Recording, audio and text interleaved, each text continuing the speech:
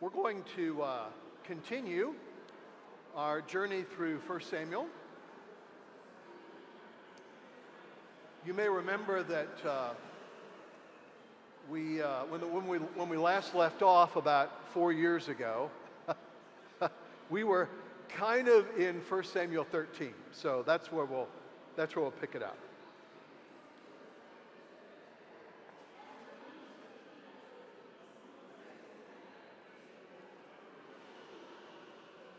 Once the new education building is built, we won't have this problem.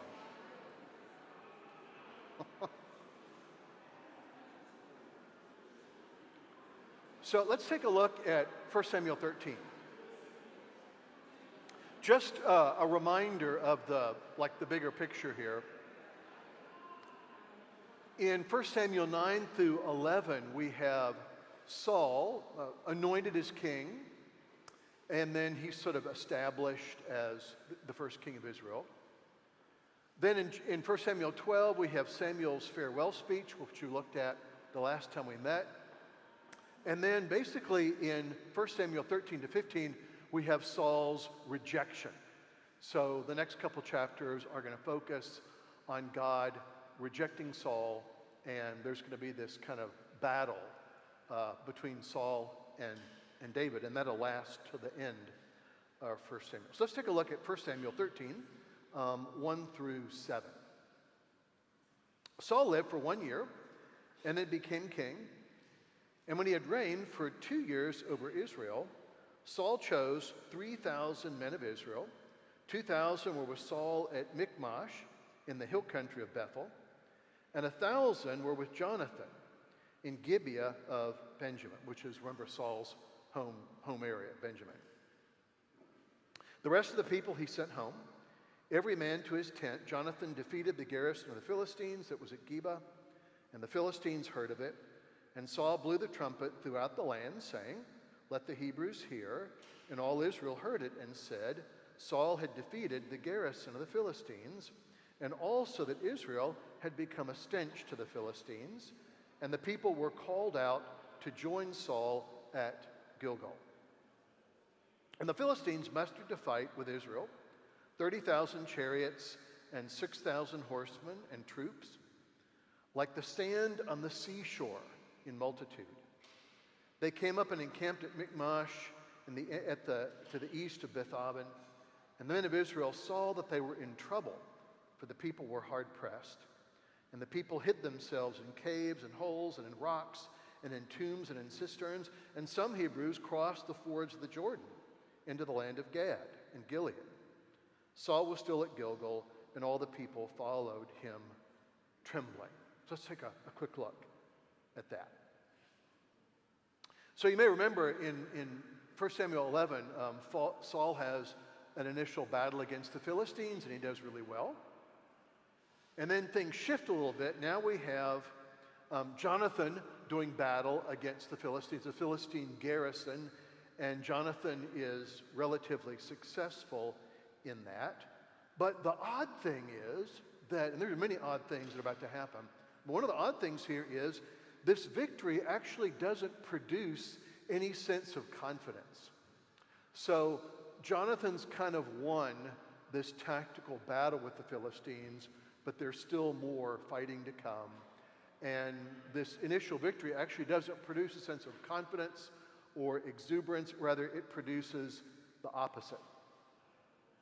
As Saul is trying to sort of call out the people of Israel against the Philistines, the people of Israel are overwhelmed basically by two things. First of all, they're overwhelmed by the fact that the Philistines have what we would now call today a professional army. Israel doesn't. Israel has what we would call today sort of like a militia, right? People who are basically farmers. When there's a need, they go and fight. Obviously, the longer they're fighting, right, the worse it is for the economy, because if you're fighting, you can't tend your field. On the other hand, the Philistines have a paid standing army that has the latest military technology and is large. And so there's this kind of interesting comment here, right, where we're told here in 1 Samuel 12:5 that it seems to the people of Israel that the Philistine army is sort of like the sands on the seashore, overwhelming in number. And they have chariots, the latest military technology. And so this reality kind of sends Israel's spirits basically into the tank. And what happens now is that the people of Israel now begin to hide themselves. And we're given a description of where they hide themselves: in caves and holes and rocks and tombs and cisterns, and some simply flee the land completely. I mean, the story here, right, is one of sort of like abject fear. Any place becomes a good enough place to hide. A cave here, a hole in the ground here, behind a rock there. And then some just, and flee. So it's complete panic. Now, I think we want to once again step back and once again recognize what's going on here, right? And this will be important as the story plays out. Remember, all the way through the book of Deuteronomy, all the way through the book of Joshua, and certainly now, people of Israel have been told over and over again that the way that they're going to settle in the land is not going to be through superior military power. Rather, God's going to enable the settling. Here's one of those moments where they clearly don't believe that. And therefore we get one of the major sort of theological themes of what's about to unfold, and that is, here's the way that I like to put it, that fear is the opposite of faith. The idea here, right, is that looking at this huge Philistine army with all its wonderful technology and the armor and, the whole 9 yards, and being plunged into sort of a sense of despair, this is the result of a lack of trust in God, and then it produces the fleeing that results. And so Saul, and this is kind of setting up things for the next scene, right? Saul finds himself in this awful situation. He's got a militia that he's called out that is not nearly as numerous or not nearly as well equipped as the opposing army. He's got a militia, and his militia is rapidly fading away because they're afraid. And so that kind of sets things up for what happens in this next section in 13, 18 through 15, or 13, 8 through 15. So here it is. This is like the crucial moment in Saul's undoing. He, that is Saul, waited 7 days, the time appointed by Samuel. But Samuel did not come to Gilgal, and the people were scattering from him. Not a good thing if you're trying to get an army together, right? So Saul said, "Bring the burnt offering here to me, and the peace offerings." And he offered the burnt offering.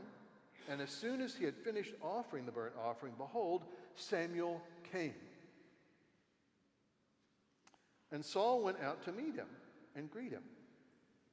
And Samuel said, "What have you done?" Not good. Okay, when a prophet says, "What have you done?"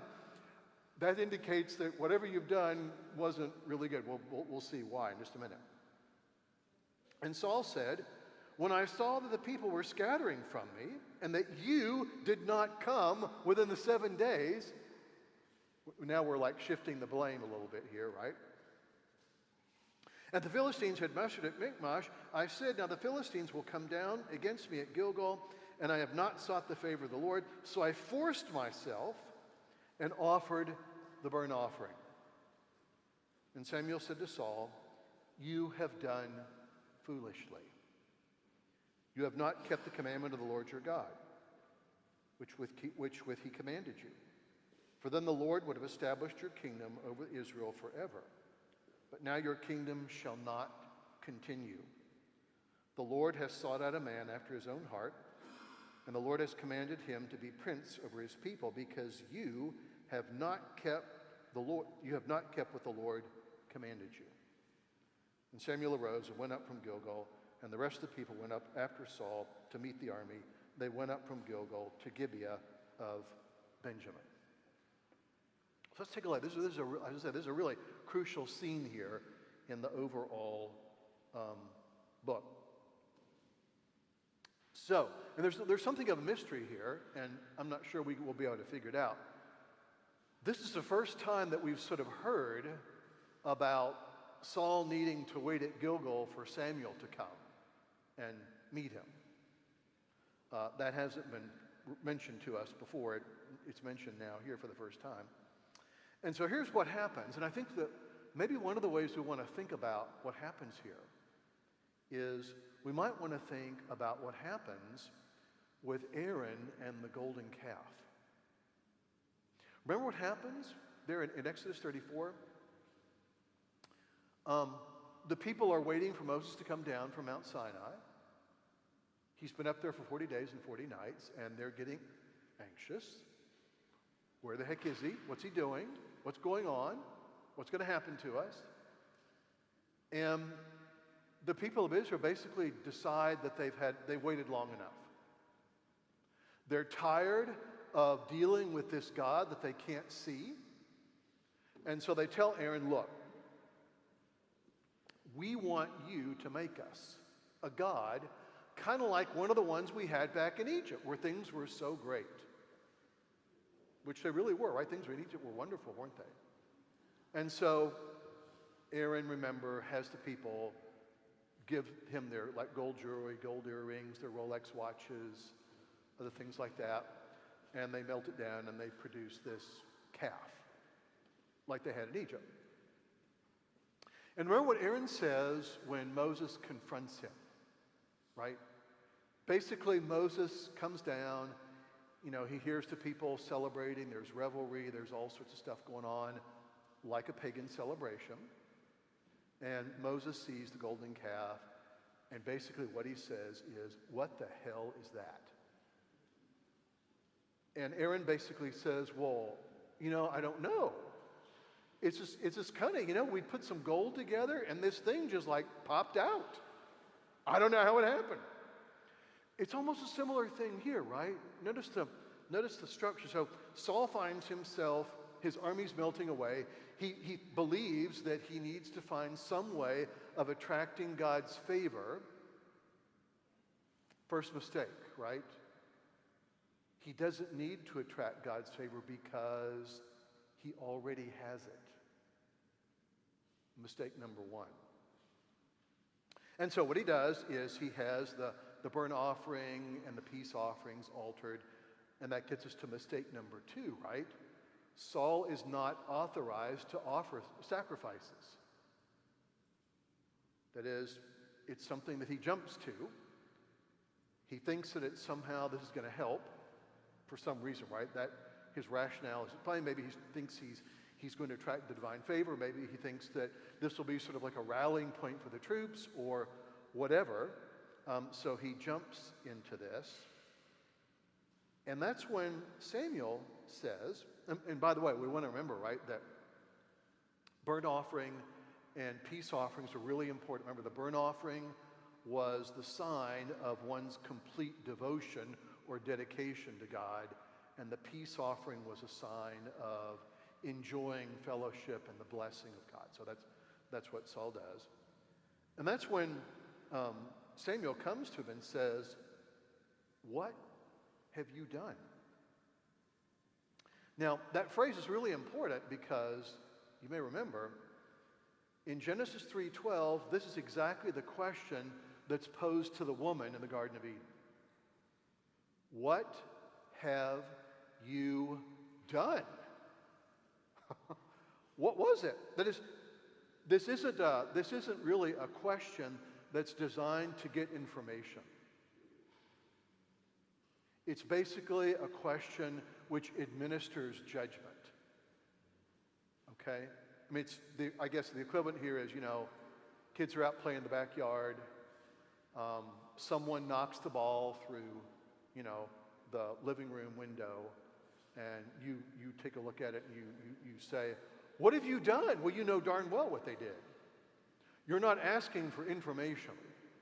You're making a judgment. That's what Samuel is doing here. And then Samuel says something that's also really important. He says, once again, very, very short, very brief, "You have done foolishly." Now, I want to dwell on that for a minute because I think it's a really important remark.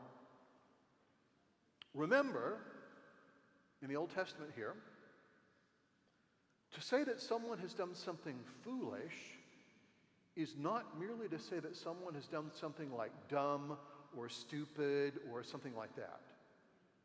Okay? It's not that. There's a deeper thing here, right? The idea here, right, is that God's law, the Torah, is designed to inculcate wisdom. So here's the point. To be foolish is the opposite of to be wise and obedient. That's the contrast that Samuel's drawing here. Right? Samuel is not simply saying, "Well, you made a mistake." It clearly says here on page 6, chapter 7, paragraph 38 of rules for the conduct of the monarchy, "Kings shall not offer sacrifice." It says so right here, Saul, and you didn't follow that rule. That's not what Samuel's saying. Samuel is saying that what has driven Saul's action is a foolhardiness which has come from a lack of being, in effect, docile in the face of God's commandments. And I think that word docile is really important, right? Here's the difference. To be sort of docile in the face of God's commandments, right, means that you receive those commandments with the following mentality. If this commandment is being given to me by God, it must proceed from his wisdom and goodness, and therefore it must be good for us. The opposite of docility, in effect, is sort of like criticism. Oh, so that's what God wants us to do. Well, that doesn't sound good to me. That's not what I would do. I mean, there are different things we could do in this situation, and God's only telling us one of them. Or, God, that doesn't make sense to me. That's the opposite of docility. Okay? And in the face here, Saul has not been docile. Let me give you, this is a wonderful example. This is Psalm 19, which is generally classified by scholars as like a wisdom song. So this is Psalm 19:7 and 5. Just listen, and you'll get a sense of what I'm trying to say here. "The law of the Lord is perfect, reviving the soul. The testimony of the Lord is sure, making wise the simple." The law makes the simple wise. "The precepts of the Lord are right, rejoicing the heart. The commandment of the Lord is pure, enlightening the eyes. The fear of the Lord is clean, enduring forever. The rules of the Lord are true and righteous altogether. More to be desired are they than gold, even much fine gold. Sweeter than the honeycomb and the drippings of the honeycomb. Moreover, by them your servant is warned, and in keeping them there is great reward." So Samuel is pointing out a really important problem here, and that is that Saul has acted foolishly, which means disobediently, which means unopen to sort of divine instruction. Now, I just want to stop again and make a really important point, and then we're going to go on. One of the things that we're seeing in 1st and 2nd Samuel, and then we'll see more of it in 1st and 2nd Kings, is, among other things, right, a consideration of the type of character that one has to have if one is going to rule the people of God. That is, being king, right, ruling the people of God, isn't just simply a matter of being a really great general or being able to operate an efficient government or, being fiscally prudent or appointing the right people to the right offices. All those are important, but they're not the most important.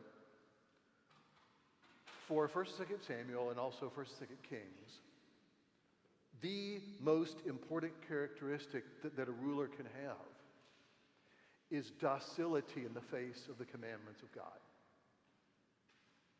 That's it. If you don't have that, you are not fit to be king. And part of the tale that especially we learn in 1st and 2nd Kings, right, is most of Israel's kings fit that description. They're not fit to be king. Hence, and I've pointed this out a number of times, so I think it's really important, right? 1st and 2nd Samuel is sort of like giving us glimpses of what's to come, which of course is, by the time we get to the end of 2nd Kings, the Babylonian exile. The complete destruction of Jerusalem, the end of the monarchy, exile from the land, the whole 9 yards. So this isn't just like a minor matter. It's really, really important. And then Samuel says this. He says, "You have done foolishly. You have not kept the command of the Lord your God, which he commanded you. For the Lord would have established your kingdom forever. But now your kingdom shall not continue. The Lord has sought out a man after his own heart.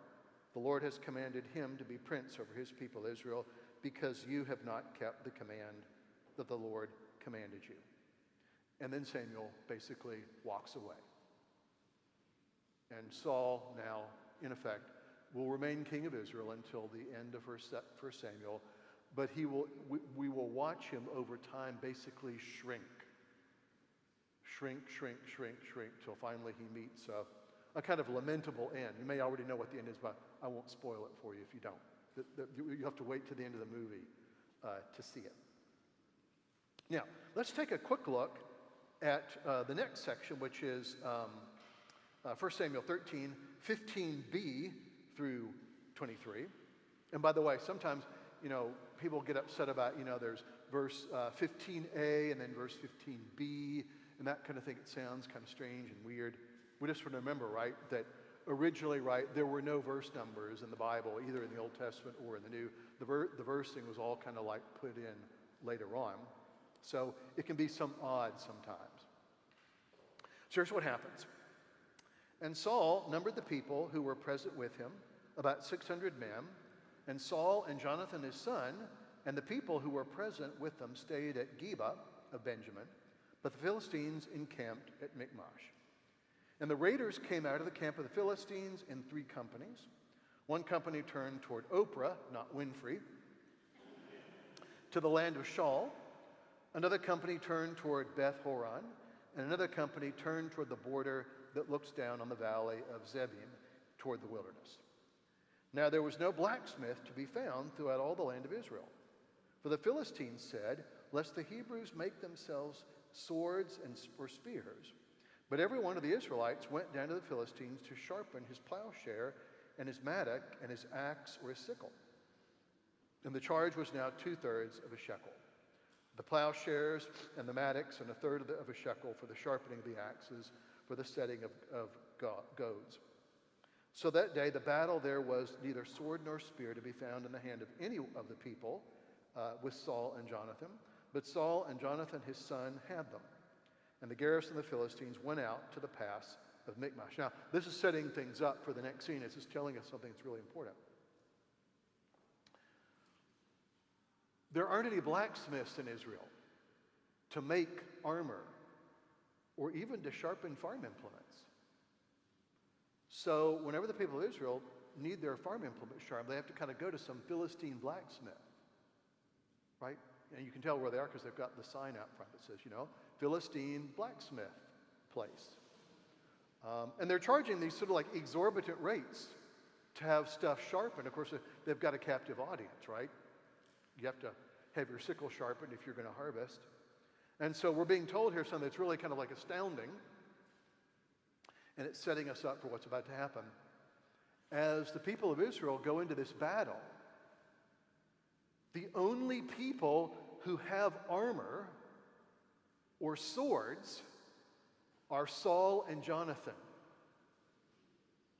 Everybody else has got like an axe, a hammer, a sickle, a big stick. Who knows, right? And so the battle seems like very, very, very ill-matched. Okay? Now this leads the way for the next scene. This is 1 Samuel 14, 1 through 23. We probably won't get any further than this, so I may have to kind of summarize a little bit. So here it is. One day, Jonathan, the son of Saul, said to the young man who carried his armor, "Come, let us go over to the Philistine garrison on the other side." But he did not tell his father. Saul was staying in the outskirts of Gibeah in the pomegranate cave at Migron. The people who were with him were about 600 men, including Ahijah the son of Ahitub, Ichabod's brother, the son of Phinehas, son of Eli, the priest of the Lord at Shiloh, wearing an ephod, and the people did not know that Jonathan had gone. Within the passes by which Jonathan sought to go over to the Philistine garrison, there was a rocky crag on the one side and a rocky crag on the other, and the name of the one was Bozez, and the name of the other was Seneh. The one crag rose to the north in the front of Michmash, and the other in the south of Geba. Jonathan said to the young man who was carrying his armor, "Come, let us go over to the garrison of those uncircumcised. May it be that the Lord will work for us, for nothing can hinder the Lord from saving by many or by few." And that's where we'll stop. Just say one thing. Notice here, while everyone's running and hiding, struck by terror of the Philistine army, Jonathan is not struck by terror. He and his armor bearer, so it's Jonathan with sword and shield, and probably some younger man whose job is to carry the armor, they alone are attacking the Philistine garrison by themselves. Now on the surface, right, this might seem almost like a sort of kamikaze mission, right? But notice what Jonathan said. This is really important. Jonathan says this, "Come, let us go over to the garrison of these uncircumcised Philistines. It may be that the Lord will work for us, for nothing can hinder the Lord from saving by many or by few."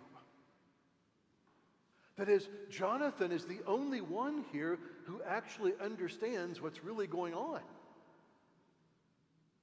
Jonathan says, look, if God is on our side, as he's said that he is, then numbers really don't make all that much difference. And so, armor bearer, are you ready? And you get this sense, the armor bearers, yeah, I guess so, and off they go. And that's where we'll stop. We'll see actually, Jonathan actually seeks God's okay for this mission. But for now, we just want to notice this, right? Jonathan is the only one here who really has like the right picture of things.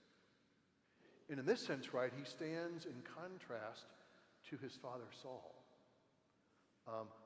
While on the surface it may seem that what Jonathan is doing is rash, it's only rash from a simply sort of secular viewpoint. It makes complete sense if you're on the wavelength, right, that God's already promised that he's going to deliver the land into the hands of his people. And so Jonathan is acting on that faith, and we'll see how that little venture turns out next Sunday.